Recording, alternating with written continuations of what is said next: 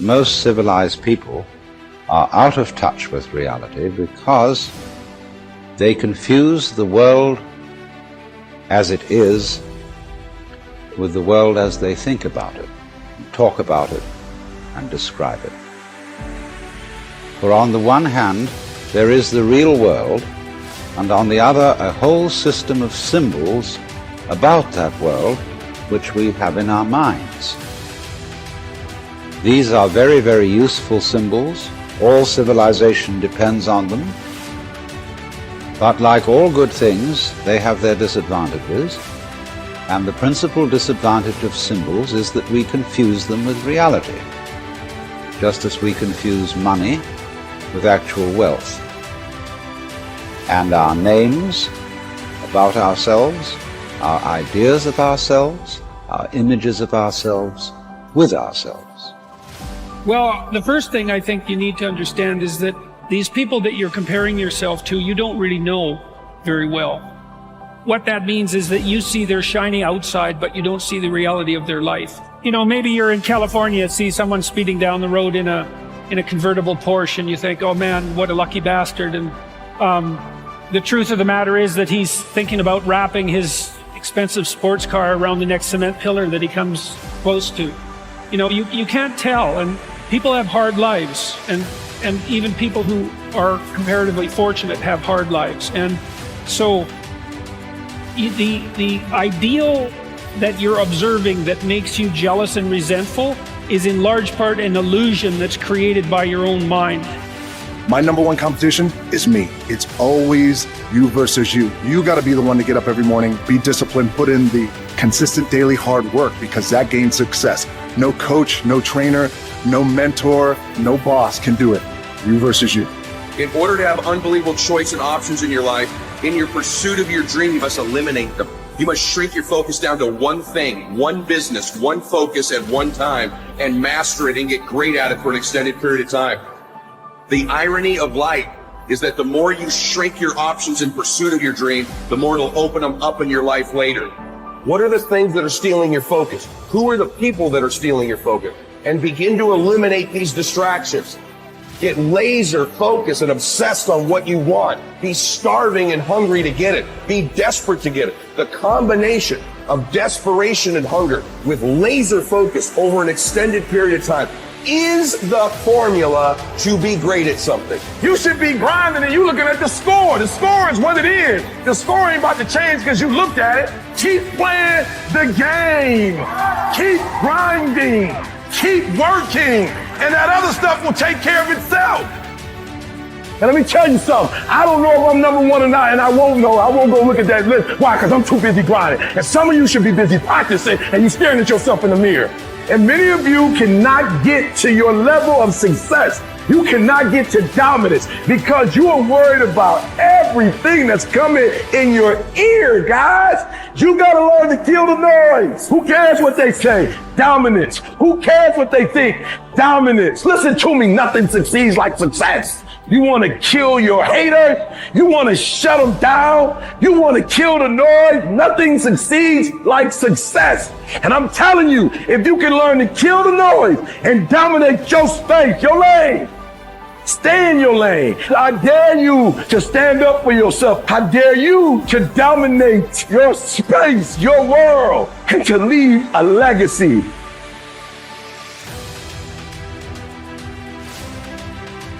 The things you think about determine the quality of your mind. If somebody handed over your body to a passerby, you would be furious. But that you entrust your mind to anyone who happens to be at a certain place, where if he scorns you, he can confuse and wreck you, don't you feel shame for that? What really frightens and dismays us is not external events themselves, but the way in which we think about them. It is not things that disturb us, but our interpretation of their significance. Remember, it is not enough to be hit or insulted to be harmed. You must believe that you are being harmed. If someone succeeds in provoking you, realize that your mind is complicit in the provocation. which is why it is essential that we not respond impulsively to impressions. Take a moment before reacting, and you will find it easier to maintain control. You need to avoid certain things in your train of thought. Everything random, everything irrelevant, and certainly everything self-important or malicious. You need to get used to winnowing your thoughts so that if someone says, "What are you thinking about?" you can respond at once, and truthfully, that you are thinking this or thinking that. When you decide that something must be done, then do it without ever being shy that you're seen doing it, even if many people will think differently about it. Because if you're doing something that's not right, avoid doing it. But if it is right, why would you be anxious of those that reproach you wrongly? If you want to make progress, put up with being perceived as ignorant or naive in worldly matters. Don't aspire to a reputation for sagacity. If you do impress others as somebody, don't altogether believe it. You have to realize it isn't easy to keep your will in agreement with nature, as well as externals. Caring about the one inevitably means you're going to shortchange the other. If you are distressed by anything external, the pain is not due to the thing itself, but to your estimate of it.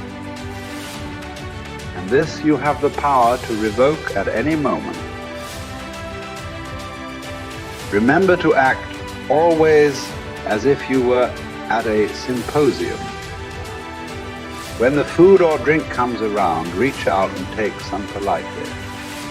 If it passes you by, don't try pulling it back, and if it has not reached you yet, don't let your desire run ahead of you. Be patient until your turn comes. Adopt a similar attitude with regard to children, wife, wealth and status, and in time you will be entitled to dine with the gods. Go further and decline these goods even when they are on offer, and you will have a share in the gods' power as well as their company. That is how Diogenes, Heraclitus, and philosophers like them came to be called and considered divine. Never let the future disturb you. You will meet it, if you have to, with the same weapons of reason which today arm you against the present. Limiting one's desires actually helps to cure one of fear. Cease to hope, and you will cease to fear.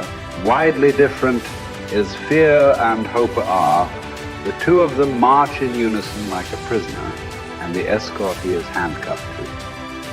Fear keeps pace with hope. Both belong to a mind in suspense, to a mind in a state of anxiety through looking into the future. Both are mainly due to projecting our thoughts far ahead of us instead of adapting ourselves to the present. For what prevents us from saying that the happy life is to have a mind that is free, lofty, fearless, and steadfast? A mind that is placed beyond the reach of fear, beyond the reach of desire, that counts virtue the only good, baseness the only evil, and all else but a worthless mass of things which come and go without increasing or diminishing the highest good, and neither subtract any part from the happy life nor add any part to it. A man thus grounded must, whether he wills or not, necessarily be attended by constant cheerfulness and a joy that is deep and issues from deep within, since he finds delight in his own resources and desires no joys greater than his inner joys. Remember two things.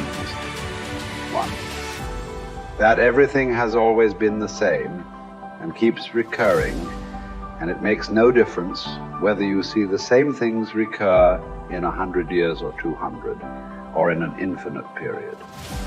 Two,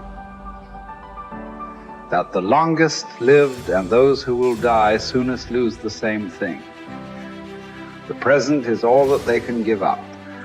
Since that is all you have, and what you do not have, you cannot lose. My advice is really this. What we hear the philosophers saying and what we find in their writings should be applied in our pursuit of the happy life. We should hunt out the helpful pieces of teaching and the spirited and noble-minded sayings which are capable of immediate practical application, not far-fetched or archaic expressions or extravagant metaphors and figures of speech, and learn them so well that words become works. No one, to my mind, lets humanity down quite so much as those who study philosophy as if it were a sort of commercial skill and then proceed to live in a quite different manner from the way they tell other people to live.